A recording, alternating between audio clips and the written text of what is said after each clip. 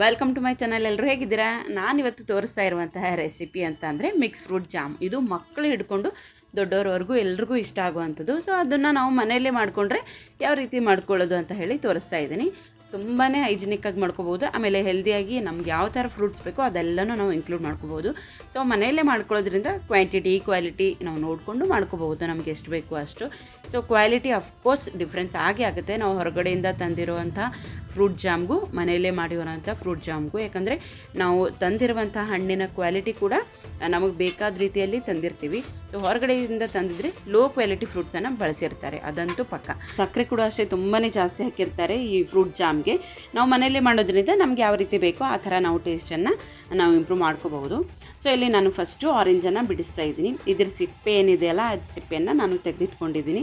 ಇದನ್ನು ನಾನೊಂದು face pack ಥರ ಮಾಡ್ಕೋತೀನಿ. ಫೇಸ್ ಪೌಡ್ರ್ ಅದನ್ನು ಸಿಪ್ಪೆ ಎಲ್ಲ ಒಣಗಿಸ್ಬಿಟ್ಟು ಅದನ್ನು ಪೌಡ್ರ್ ಮಾಡ್ಕೊಂಡು ಇಟ್ಕೊಂಡ್ರೆ ಫೇಸ್ ಪ್ಯಾಕ್ ಥರ ಹಾಕೋಬೋದು.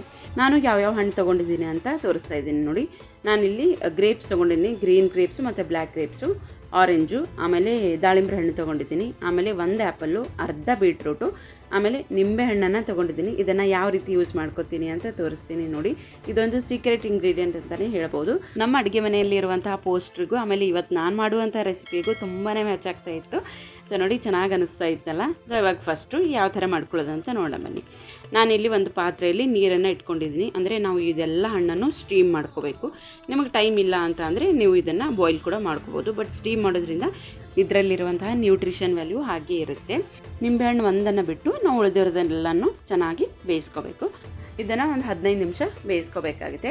ನಾವು ಈ ಥರ ಎಲ್ಲ ಫ್ರೂಟ್ಸ್ ಹಾಕಿದ್ಮೇಲೆ ನಾನು ಇದಕ್ಕೆ 1 ಇಂಚ್ ಆಗೋಷ್ಟು ದಾಲ್ಚಿನ್ನಿ ಹಾಕಿದ್ದೀನಿ. ಅಂದರೆ ಚಕ್ಕೆ ಅಂತಾರಲ್ಲ, ಅದನ್ನು 1 ಇಂಚ್ ಆಗೋಷ್ಟು ಹಾಕಿದ್ದೀನಿ. ಇದನ್ನು ಹಾಕೋದ್ರಿಂದ ಫ್ಲೇವರು ತುಂಬ ಚೆನ್ನಾಗಿ ಬರುತ್ತೆ ಈ ಮಿಕ್ಸ್ ಫ್ರೂಟ್ ಜಾಮ್ಗೆ. ಸೊ ಹಾಗಾಗಿ ಇದನ್ನು ಮಾತ್ರ ಸ್ಕಿಪ್ ಮಾಡಿಬಿಡಿ, ಚೆನ್ನಾಗಿರುತ್ತೆ ಟೇಸ್ಟು ಇದನ್ನು ಹಾಕೋದ್ರಿಂದ. ಸೊ ಇವಾಗ ಚೆನ್ನಾಗಿ ಸ್ಟೀಮ್ ಆಗ್ತಾ ಇರಲಿ. ಅಷ್ಟರೊಳಗಡೆ ನಾನಿಲ್ಲಿ ನಿಂಬೆಹಣ್ಣು ಇತ್ತಲ್ಲ ಅದರದ್ದು ನಾನು ಸಿಪ್ಪೆಯನ್ನು ನಾನು ಚೆನ್ನಾಗಿ ಕ್ರಿಯೇಟ್ ಮಾಡ್ಕೋತಾ ಇದ್ದೀನಿ. ನಾವು ಇದನ್ನು ಹಾಕೋದ್ರಿಂದ ಮಿಕ್ಸ್ ಫ್ರೂಟ್ ಜಾಮ್ದು ಶೈನಿಂಗು ತುಂಬ ಚೆನ್ನಾಗಿ ಬರುತ್ತೆ. ಆಮೇಲೆ ತುಂಬ ದಿವಸದವರೆಗೂ ಚೆನ್ನಾಗಿ ಇಟ್ಕೋಬೋದು, ಇದು ಏನು ಹಾಳಾಗಲ್ಲ. ಈ ನಿಂಬೆಹಣ್ಣಿನ ಸಿಪ್ಪೆ ಏನಿದೆಯಲ್ಲ ಇದು 1 ಸ್ಪೂನ್ ಆಗೋಷ್ಟು ಬೇಕಾಗುತ್ತೆ ನಮಗೆ. ಸೊ ಹಾಗಾಗಿ 1 ಸ್ಪೂನ್ ಆಗೋಷ್ಟು ನಾನಿಲ್ಲಿ ಚೆನ್ನಾಗಿ ಹೆರೆದಿಟ್ಕೋತಾ ಇದ್ದೀನಿ. ಈ ನಿಂಬೆಹಣ್ಣಿನ ಸಿಪ್ಪೆ ಹಾಕಿ ನಾವು ಈ ಜಾಮನ್ನು ಮಾಡಿದ್ರೆ 2 ರಿಂದ 3 ತಿಂಗಳವರೆಗೂ ನಾವು ಇಟ್ಕೋಬೋದು ಫ್ರಿಜ್ಜಲ್ಲಿ, ಏನೂ ಹಾಳಾಗಲ್ಲ, ಚೆನ್ನಾಗಿರುತ್ತೆ. ಸೊ ಈ ಕಡೆ ನಾವು ಸ್ಟೀಮ್ ಮಾಡೋಕ್ಕೆ ಇಟ್ಟಿದ್ವಲ್ಲ ಇದು ಕೂಡ ಆಗಿತ್ತು. ಒಂದು 15 ನಿಮಿಷ ಚೆನ್ನಾಗಿ ನಾನು ಇದನ್ನು ಬೇಯಿಸ್ಕೊಂಡಿದ್ದೀನಿ. ಆಮೇಲೆ ನೋಡಿ ಈ ಥರ ಚೆಕ್ ಮಾಡ್ಕೋಬೇಕು. ಸ್ವಲ್ಪ ಚೆನ್ನಾಗಿ ಬೆಂದಿದೆ ಅಂತ ಆದಮೇಲೆ ಗ್ಯಾಸ್ ಆಫ್ ಮಾಡಬೇಕು. ಗ್ಯಾಸ್ ಆಫ್ ಮಾಡಿಬಿಟ್ಟು ಇದನ್ನು ಒಂದು ಸ್ವಲ್ಪ ತಣ್ಣಗಾಗೋಕ್ಕೆ ಬಿಟ್ಬಿಡಬೇಕು. ಒಂದು ಸ್ವಲ್ಪ ತಣ್ಣಗಾದಮೇಲೆ ನಾವು ಇದನ್ನು ಮಿಕ್ಸಿ ಮಾಡ್ಕೋಬೇಕಾಗತ್ತೆ. ಮಿಕ್ಸಿ ಮಾಡ್ಕೊಳ್ಳೋಕ್ಕೂ ಮುಂಚೆ ನಾವು ಇದರಲ್ಲಿ ಹಾಕಿದ್ವಲ್ಲ ಚಕ್ಕೆ, ಅದನ್ನು ತೆಗೆದುಬಿಡಬೇಕು. ಯಾಕಂದರೆ ಅದರಲ್ಲಿರುವಂಥ ಫ್ಲೇವರ್ ಎಲ್ಲನೂ ಮಿಕ್ಸ್ ಆಗಿರುತ್ತೆ ಇದರಲ್ಲಿ. ನಾವು ಅದನ್ನು ಸೇರಿಸ್ಕೊಂಡು ಗ್ರೈಂಡ್ ಮಾಡಿಕೊಂಡ್ರೆ ಒಂದು ಸ್ವಲ್ಪ ಸ್ಟ್ರಾಂಗ್ ಆಗುತ್ತೆ. ಸೊ ಹಾಗಾಗಿ ಅದನ್ನು ತೆಗೆದುಬಿಡಬೇಕು.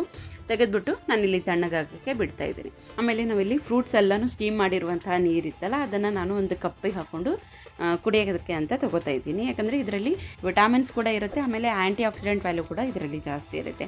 ಸೊ ಹಾಗಾಗಿ ಇದನ್ನು ವೇಸ್ಟ್ ಮಾಡ್ದಂಗೆ ಯೂಸ್ ಮಾಡ್ಕೋಬಹುದು. ಇದರಲ್ಲಿ ಒಂದು ಸ್ವಲ್ಪ ನಿಂಬೆ ರಸ ಸೇರಿಸ್ಕೊಂಡ್ರೆ ತೊಗೊಂಡ್ರೆ ಟೇಸ್ಟ್ ಕೂಡ ತುಂಬ ಚೆನ್ನಾಗಿರುತ್ತೆ, ಆಮೇಲೆ ಹೆಲ್ತ್ ಬೆನಿಫಿಟ್ಸು ಕೂಡ ಸಿಗುತ್ತೆ.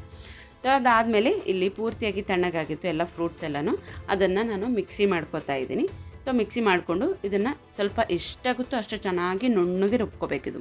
ನೀವು ಬೇಕಿದ್ರೆ ಇದನ್ನು ಮಿಕ್ಸಿ ಮಾಡ್ಕೊಂಡು ಆದಮೇಲೆ ಶೋಧಿಸ್ಕೋಬೋದು, ಇಲ್ಲಾಂದರೆ ಡೈರೆಕ್ಟಾಗಿಯೇ ಹಾಕೋಬೋದು. ಚೆನ್ನಾಗಿ ರುಬ್ಕೊಂಡಿದ್ದೀರಾ ಅಂದರೆ ಈ ಥರ ಡೈರೆಕ್ಟಾಗಿ ಪ್ಯಾನ್ಗೆ ಹಾಕ್ಕೊಂಡು ಮಾಡ್ಕೋಬೋದು.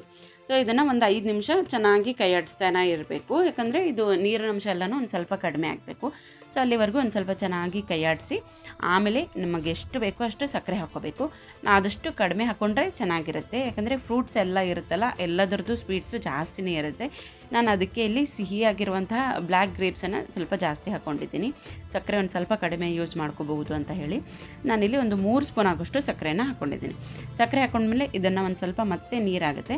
ಆಮೇಲೆ ಇದು ಚೆನ್ನಾಗಿ ಕೈ ಆಡಿಸ್ತಾನೆ ಇದಕ್ಕೆ ಕಲರ್ ಕೂಡ ತುಂಬ ಚೆನ್ನಾಗಿ ಬರುತ್ತೆ, ಕನ್ಸಿಸ್ಟೆನ್ಸಿ ಕೂಡ ಚೆನ್ನಾಗಿ ಬರುತ್ತೆ. ಜಾಮಿನ್ ಕನ್ಸಿಸ್ಟೆನ್ಸಿ ಯಾವ ಥರ ಇರುತ್ತಲ್ಲ ಆ ಥರ ಬರುತ್ತೆ ನೋಡಿ. ಎಲ್ಲಿವರೆಗೂ ಅಂದರೆ ಈ ಥರ ಮಧ್ಯದಲ್ಲಿ ಒಂದು ಲೈನ್ ಹಾಕೋಬೇಕು. 2 ಲೈನು ಕೂಡದೇ ಇದ್ದರೆ ಈ ಜಾಮ್ದು ಕನ್ಸಿಸ್ಟೆನ್ಸಿ ಕರೆಕ್ಟಾಗಿ ಬರುತ್ತೆ ಅಂತ ಅರ್ಥ. ಸೊ ಅದಾದಮೇಲೆ ಲಾಸ್ಟಲ್ಲಿ ನಾವು ಇನ್ನೊಂದು 2 ನಿಮಿಷ ಕುದಿಸ್ಕೋಬೇಕು ಅಂತ ಅನ್ನೋ ಟೈಮಲ್ಲಿ ನಾವು ಹೆರೆದಿಟ್ಕೊಂಡಿದ್ವಲ್ಲ ನಿಂಬೆಹಣ್ಣಿನ ಸಿಪ್ಪೆ ಅದನ್ನು ಹಾಕೋಬೇಕು ನೋಡಿ. ಇದು ಹಾಕಿ ತಕ್ಷಣವೇ ನಮಗೆ ಶೈನಿಂಗ್ ಯಾವ ಥರ ಬರುತ್ತೆ ಅಂತ ಜಾಮಿಂದು ನೋಡಿ ಚೆನ್ನಾಗಿ ಸಿಲ್ಕಿ ಟೆಕ್ಸ್ಚರ್ ಆಗಿದೆ, ಚೆನ್ನಾಗಿ ಬಂದಿದೆ. ಸೊ ಈ ಹಂತದಲ್ಲಿ ನಾವು ಗ್ಯಾಸ್ ಆಫ್ ಮಾಡಿಬಿಡ್ಬೇಕು. ಇದನ್ನು ಪೂರ್ತಿಯಾಗಿ ತಣ್ಣಗಾಗಕ್ಕೆ ಬಿಡಬೇಕು. ತಣ್ಣಗಾದಮೇಲೆ ಇದು ಟೆಕ್ಸ್ಚರು ಇನ್ನೊಂದು ಸ್ವಲ್ಪ ಗಟ್ಟಿ ಆಗುತ್ತೆ ನೋಡಿ. ನಾವು ಈ ಥರ ಜಾಮ್ ಮಾಡಿ ಇಟ್ಕೊಂಡ್ರೆ 3 ತಿಂಗಳವರೆಗೂ ನಾವು ಇದನ್ನು ಯೂಸ್ ಮಾಡ್ಕೋಬೋದು. ಏನೂ ಹಾಳಾಗಲ್ಲ, ಆರಾಮಾಗಿ ಇಟ್ಕೋಬೋದು. ಬಟ್ ಫ್ರಿಜ್ಜಲ್ಲಿ ಇಟ್ಕೋಬೇಕಾಗತ್ತೆ. ಟೇಸ್ಟು ಕೂಡ ಅಷ್ಟೇ ತುಂಬ ಚೆನ್ನಾಗಿರುತ್ತೆ. ಆ ಫ್ರೆಶ್ನೆಸ್, ಹಣ್ಣುಗಳ ಫ್ರೆಶ್ನೆಸ್ ಏನು ಟೇಸ್ಟ್ ಇರುತ್ತಲ್ಲ ಅದು ನಮ್ಗೆ ಗೊತ್ತಾಗುತ್ತೆ. ಯಾಕಂದರೆ ಹೊರಗಡೆಯಿಂದ ತಂದಿರೋದಕ್ಕೂ ಮನೇಲಿ ಮಾಡಿರೋದಕ್ಕೂ ಡಿಫ್ರೆನ್ಸ್, ಮನೇಲಿ ಮಾಡಿದ ಮೇಲೇ ಅದರ ಡಿಫ್ರೆನ್ಸ್ ಗೊತ್ತಾಗುತ್ತೆ. ನಾನು ಇದನ್ನು ಬ್ರೆಡ್ಗೂ ಕೂಡ ಸ್ಪ್ರೆಡ್ ಮಾಡಿ ತೋರಿಸ್ತೀನಿ ನೋಡಿ. ಈ ಥರ ಏರ್ ಟೈಟ್ ಕಂಟೈನರ್ನೆಲ್ಲ ಹಾಕಿಟ್ಕೊಂಡ್ರೆ ಒಂದು ಸ್ವಲ್ಪ ದಿವಸ ಚೆನ್ನಾಗಿ ಇಟ್ಕೋಬೋದು. ಸೊ ಯಾವಾಗ ಓಪನ್ ಮಾಡಿದ್ರೂ ತಕ್ಷಣಕ್ಕೆ ಮುಚ್ಚಿಬಿಟ್ಟು ಇಟ್ಟರೆ ಚೆನ್ನಾಗಿ ಯೂಸ್ ಮಾಡ್ಕೋಬೋದು. ಇದನ್ನು ನೋಡಿ, ಮನೇಲೇ ಮಾಡಿರುವಂತಹ healthy mix fruit jam ready ಆಯಿತು.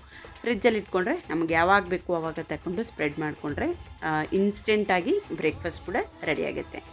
ನೋಡಿ, ನಾನಿಲ್ಲಿ ಸ್ಪ್ರೆಡ್ ಮಾಡಿ ತೋರಿಸ್ತಾ ಇದ್ದೀನಿ. ನೀಟಾಗಿ ಸ್ಪ್ರೆಡ್ ಆಗ್ತಾಯಿತ್ತು, ಕನ್ಸಿಸ್ಟೆನ್ಸಿ ಕರೆಕ್ಟಾಗಿ ಬಂದಿದೆ.